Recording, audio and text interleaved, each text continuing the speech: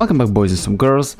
I know I'm a bit late to the party and the game has been out for quite some time, but it took me a while to do all the content that is currently in the game in order to do a proper impressions video. That being said, it took me 47 hours to reach the point where I finished unlocking most of the skill tree, almost everything, and I have been to all of the islands and solved almost all of the puzzles beside the bugged ones. As always, since it's an early access game, this will be an impressions video and not a full review. The full review will follow the full game. So whenever it happens, you can expect a review. I will be upfront and I will tell you that the story didn't interest me even one bit. It is told through computer interfaces and scattered echo logs that you can find in ruins and caves. So I won't be able to tell you a single thing if the story is deep or interesting, because I simply lost interest maybe after reading the 5th or 6th line. The very generalized story, from what I understand, is you awaken from a cell and now you go revisit some old civilization ruins and uncover the past. The usual survival exploration stuff. The gameplay is the main aspect of the game and is also the reason why I actually chose to play this game. Be it building, puzzles, or just swinging around and gliding, it's a ton of fun, but it's not free from bugs and design flaws. As this is a survival exploration game, your main focus will be unlocking technologies, while also you keep yourself safe from enemies and you build a proper airship in order to explore the variety of islands. Yes, exploration is the same in all islands and you do the same thing in all islands, but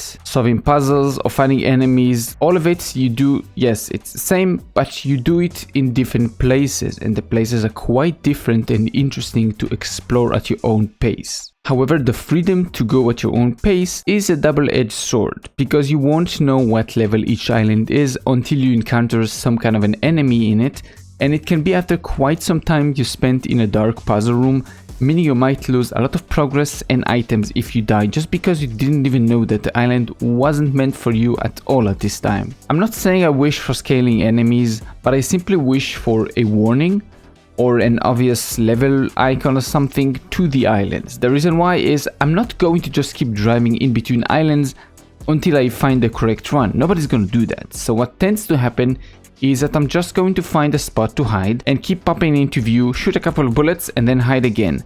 Do this repeatedly until the enemies die, and this can take over 100 bullets for some enemies if you come at the wrong time, and this just makes combat into a loading screen. Another thing that hinders the fun was how the latter puzzles in the game were made. What I mean by that is that each one of them is in an extremely dark room that even with the craftable lanterns that you are given, you're not able to see much more than what is in the immediate vicinity of your character. Aside from that, there are also a bunch of small things like how long building takes for each individual objects, same for repairing, small stuff like that, like how fall damage is calculated as impact damage. So even if you fly up with your hook, then you sometimes end up taking a lot of damage just from swinging around. And funny enough, most of the damage I took was not from enemies, it was simply environmental damage from hooking and swinging around. If you're already speaking about swinging, it is by far the most fun part of the game, at least for me, especially later on when you get the upgraded hook and you can swing like Spider-Man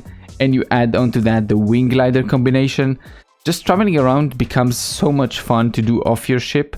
It just becomes so much fun to the point where sometimes I just climb up to a mountain just to fall down again only to climb back up again. It's a really fun mechanic. Most of your time will be spent off your ship and on islands, but you will spend a lot of time on your ship, not just traveling around between islands, but also for crafting and upgrading and researching. A lot of items have 3 stages to them at levels 10, 20 and 30.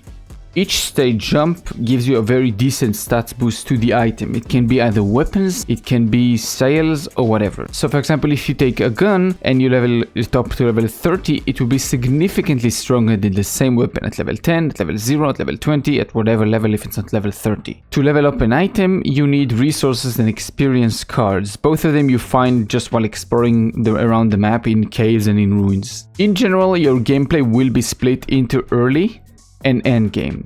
Basically, once you get a proper ship with some storage, engines and weapons, you can just count it as you being already in the endgame. The early part of the game is just you learning how to use the game systems and how gathering and resources work, and just basically start your journey with a very basic and small ship. which I have to say is a ton of fun to mess with the building and the shape of your ship as you make it. You have so many possibilities, a ton of fun. Practically anything you do after that is endgame. You decide how much longer you want to travel around the map and what you wish to build. Your ship obviously have limits to its size. It can be 20 blocks max, so you can't really make like giant dreadnoughts, but it is big enough to the point where you can try multiple designs if you wish for that. And with respawning materials, creatures and wood, you can pretty much play the game endlessly if you really wanted to. And that is pretty much it for the gameplay. It's very simple, yet a ton of fun. No overly complicated systems for the sake of just making something new or complicated. It is slightly confusing at the start because you don't get all the terms and everything how you do this, but you will understand everything pretty quickly. It's not that tough. Vibe. This is a very calming and relaxing game. Sometimes it's a bit too calming and relaxing, maybe too quiet.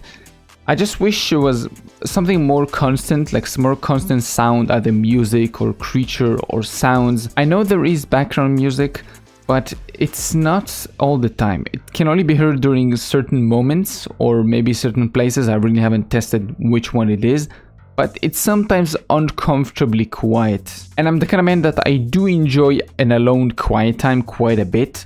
So if I noticed it, I just thought it would be worth a mention. Graphics and fidelity are not cutting edge in this game, but they don't need to be. They are sufficient for what this game needs to be, and it doesn't feel too repetitive what you see all among the currently made islands. And even if creatures and enemies are just reskinned with different colors to show you levels, they don't really feel too common. Maybe when more islands will be added, then it will be better to have different kind of enemies and different kind of creatures around the map, just to stop the whole reskinning things. But if when you add more islands, we get to the big trouble and the big problem with this game. By far, the biggest problem with this game is not anything I mentioned above, but the technical aspect of the game.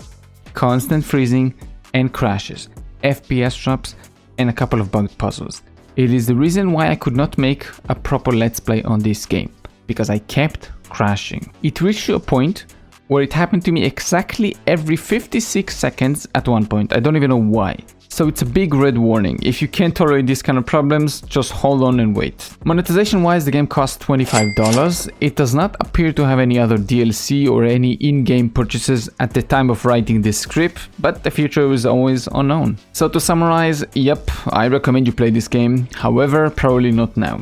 Give it a few weeks, maybe 2 months or something like that if you really want to play the game now. Otherwise, I say you just wait for the full release of the game.